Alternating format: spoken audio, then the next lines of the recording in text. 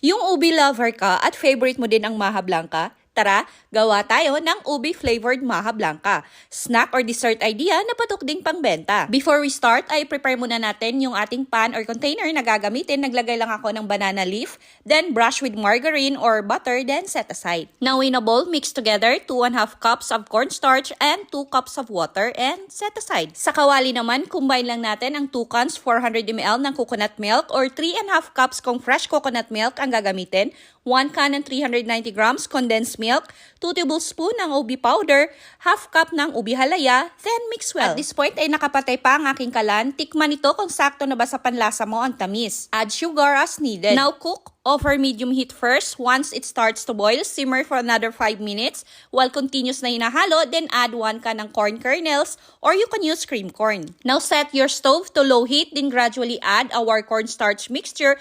Make sure na nahalo mo na itong mabuti. Continue lang sa paghahalo until smooth na ito, about 15 to 18 minutes para sure na luto talaga yung cornstarch natin. Pwede na ito, quickly transfer sa ating molder, then add grated cheese on top, let it cool down at hayaan mo na mag-set.